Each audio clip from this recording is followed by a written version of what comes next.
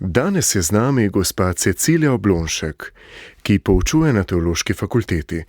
Danes bomo skupaj spregovorili o začetku adventnega časa. Gospa Cecilija, dobrodošli in lepo pozdravljeni. Lep pozdrav tudi vam in hvala za vabilo. No, nas se za začetek ustaviva pri tem, kaj je advent. Kako bi opisali duhovni pomen tega časa? Izraz advent prihaja iz latinske besede adventus, kar pomeni prihod, oziroma iz glagola advenio, ki ni opredeljen le kot prispem, pridem, ampak ima tudi en tako večplastni pomen, v smislu razvijam se, vzpostavim, nastanem. V adventnem času torej govorimo o dveh Kristusovih prihodih. Torej, najprej govorimo o prihodu Jezusa kot dojenčka, se pravi o prvem Kristusovem prihodu, ki se ga torej spominjamo, v tem obdobju se spominjamo Jezusovega prvega prihoda na svet.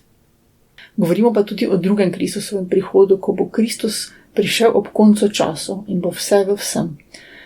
Se pravi, govorimo o obdobju parozije, o obdobju konca časa, apokalipse. No in adventni čas, da mogoče lažje si naslikamo celotno podobo, je začetek liturgičnega leta. Se pravi, kristjani začnemo liturgično leto šteti z adventnim časom. Letos bomo torej vstopili z prvo adventno nedeljo, zdaj 30. v adventni čas liturgičnega leta A, ko beremo v triletnih ciklusih Božjo besedo, tako da novo liturgično leto pričnemo z prvo adventno nedeljo. Da pa razumemo, kako bi se vse te nedelje določajo, oziroma kako določamo te liturgične čase, se moramo zavedati, da je center liturgičnega leta je torej velika noč. Spominjanje Kristusa trpečega, umrlega in vstalega. In velika noč se torej je določena za vsako leto na nedeljo po prvi polni spomladanski luni. Nato pa v okviru tega obdobja potem seveda se celotno liturgično leto razvije. Drug steber, poleg velike noči, je pa torej božični praznik, in oba ta močna časa, torej božični in velikonočni čas, imata svoj čas priprave. Velikonočni čas ima svoj čas priprave v postnem času, božični čas pa torej v adventnem času. In zato oba časa priprave imata kar nekaj takih sporednic. Recimo že liturgična barva je pri obeh časih priprave vijolična. Vijolična barva pomeni resnost, spokornost. No in rekli smo, da obhajamo 4 nedelje. Te 4 nedelje torej računamo 4 nedelje nazaj od praznika Gospodovega rojstva in potem torej ni nujno, da je, oziroma ni vsako leto ni enako število adventnih dni. Namreč ta zadnji adventni teden je seveda potem fleksibilen, odvisen od tega, kako dolg bo, glede na to, na kateri dan pač potem pade Božič. Zdaj se pravi, to dvojno razumevanje adventnega časa pa torej temelji na teh dveh Kristusovih prihodih. Namreč v prvem delu adventnega časa, tam do 16. decembra, nas torej ta čas kliče k spokornosti ob pričakovanju drugega Kristusovega prihoda. Mi ne vemo, kdaj bo Jezus drugič prišel. In zato je potrebno, da preobračamo svoje srce. In beremo v tem prvem obdobju adventnega časa, ves čas beremo v Božji besedi, pripravite pot Gospodu z Janezom Krstnikom, Izaijevo knjigo, te neprestane poudarke in klicanje k spreobrnjenju. Potem v drugem delu adventnega časa, od 17. naprej, v liturgičnih knjigah govorimo o 8-dnevni pripravi na božične praznike, v ljudski pobožnosti govorimo o božični 9-dnevnici oziroma 8-dnevnici, pač kakor kje.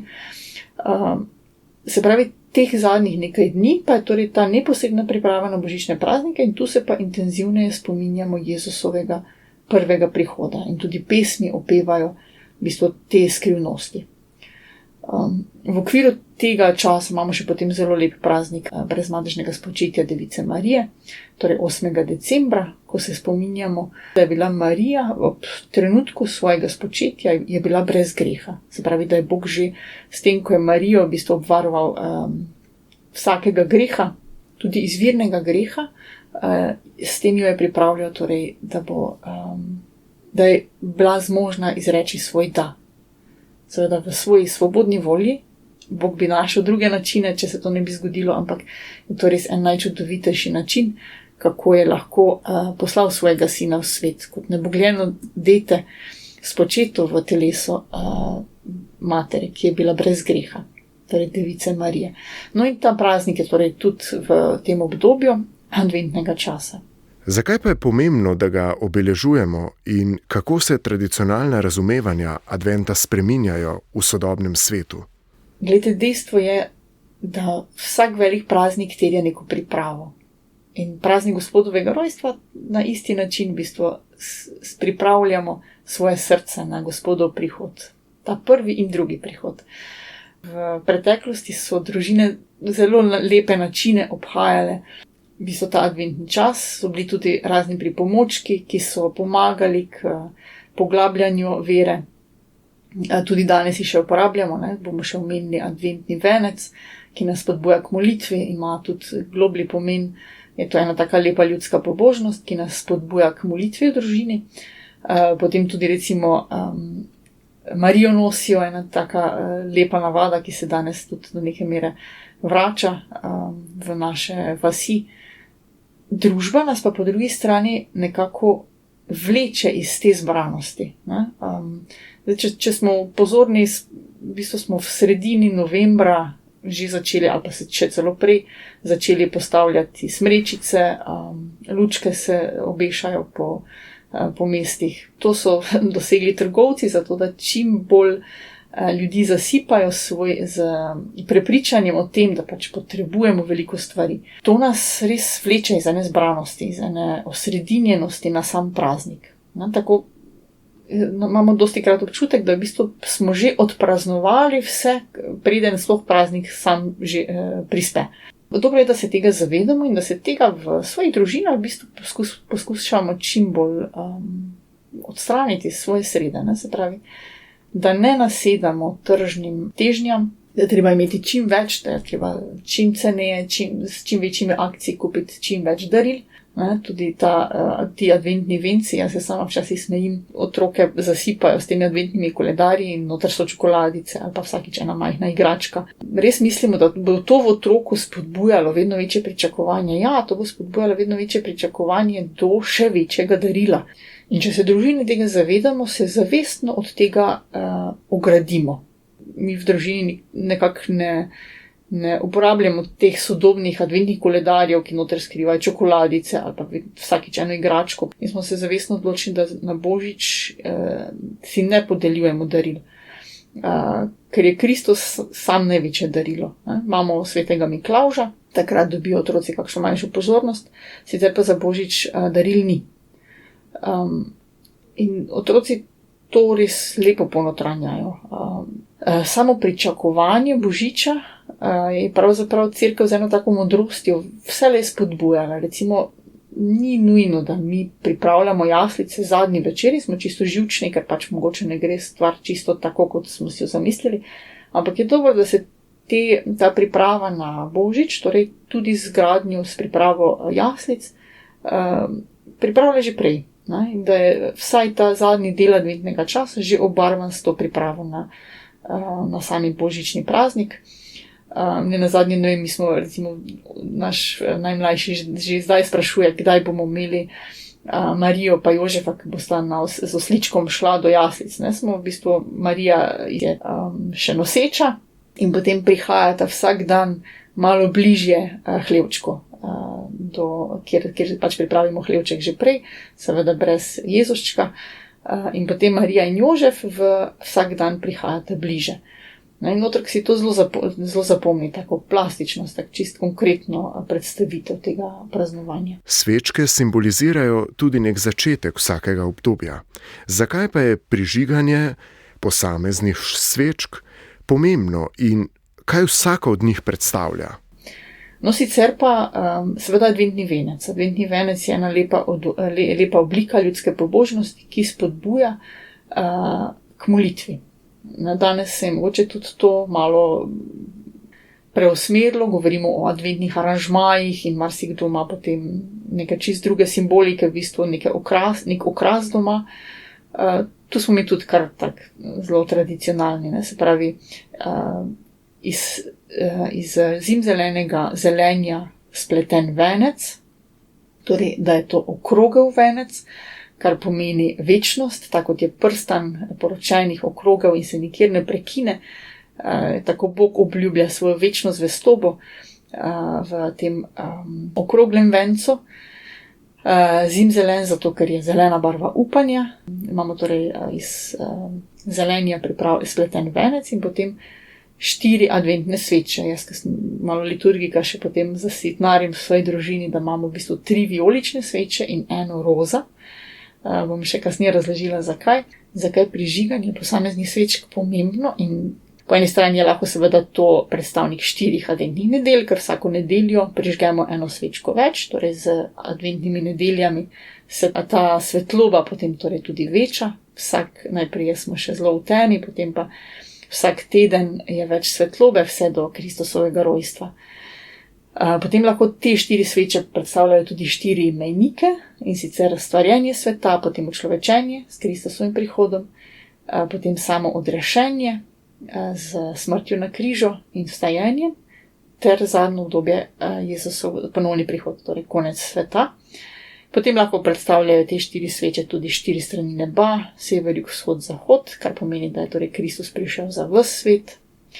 Potem lahko predstavljajo 4 letne čase, tako da tudi teh simbolih je veliko.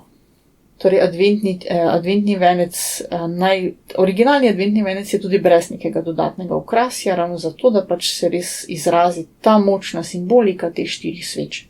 Prej sem omenila torej, da je ena od sveč lahko roza. To je pa ena zanimivost adventnega časa, se pravi v teh 4 adventnih nedeljah je ena od nedelj, in sicer 3. adventna nedelja, ima nekoliko lahkotnejši karakter, ni tako resna, stroga. Zelo podobno v postnem času 4. postna nedelja. In ta 3. adventna nedelja se imenuje nedelja Gaudete. To ime je dobila po vstopnem spevu, po vstopni pesmi v sveto mašo, ki opeva veselje ob Kristusovem rojstvu. Vstopni spev na 3. adventno nedeljo namreč pravi: veselite se vedno v Gospodu. Zopet pravim, veselite se, vaša blagost bodi znana vsem ljudem, Gospod je namreč blizu. Nikar ne bodite v skrbeh, ampak v vsem razodevajte svoje želje Bogu v molitvi. To je celoten ta vstopni spev iz rimskega graduala. Se pravi, veselite se v Gospodu. In ta veselite je v latinščini je izraz gaudete in domino semper, se pravi, veselite se v Gospodu. In odtot je ta nedelja dobila izraz gaudete nedelja. In je uradno liturgična barva te nedelje je torej lila oziroma roza. Tako da boste mogoče katerega duhovnika videli, da bo imel prav poseben plašč za ti 2 nedelji, torej za 3. adventno in 4. postno nedeljo, ki se pa imenuje letare nedelja. No in kakšen je torej namen te 3. adventne nedelje, podobno kot 4. postne, je ta, da se nekoliko odpočijemo od te teže, resnosti, spokornosti in ima en taki malo veselejši karakter. In tudi zanimivo je, v adventnem času, kot tudi v postnem času, ni predvideno, da bi instrumenti igrali v bogoslužju sami zase. Se pravi, lahko so samo kot spremljava petja.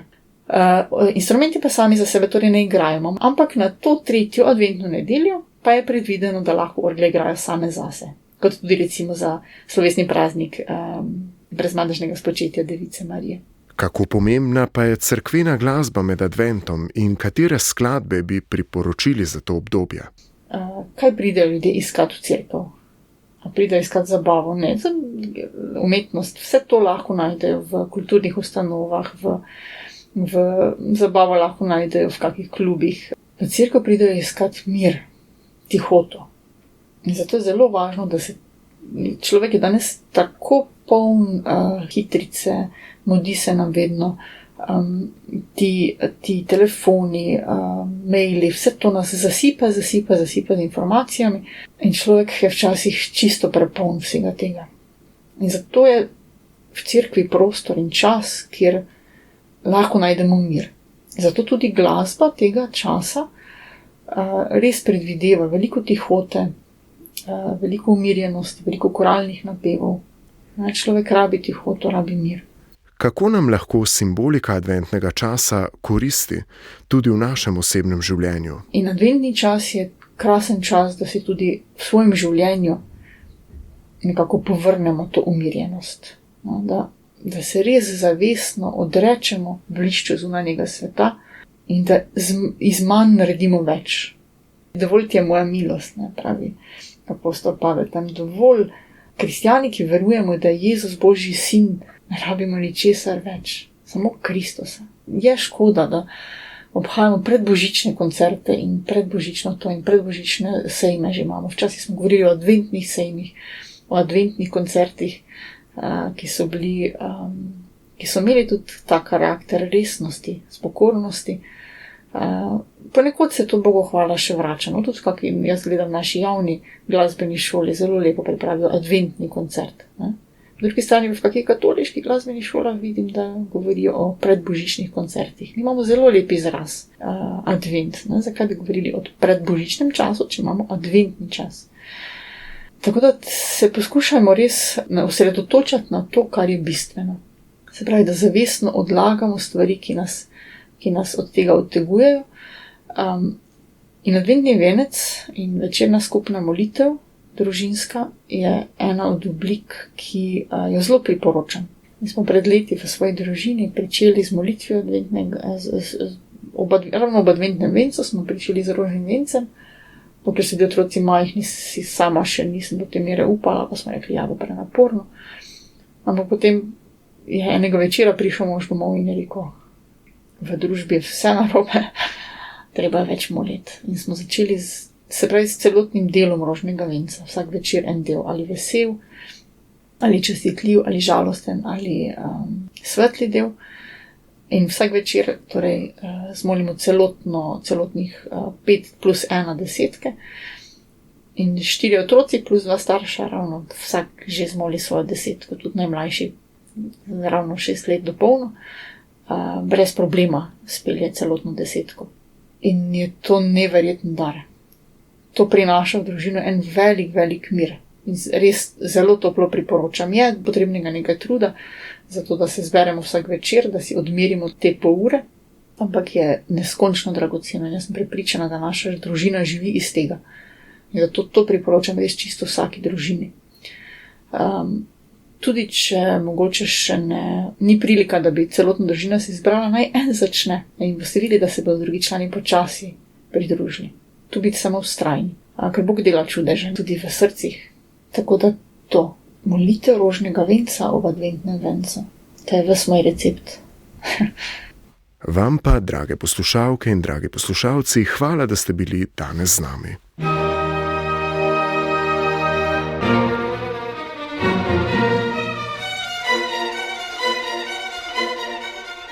Sedmi dan.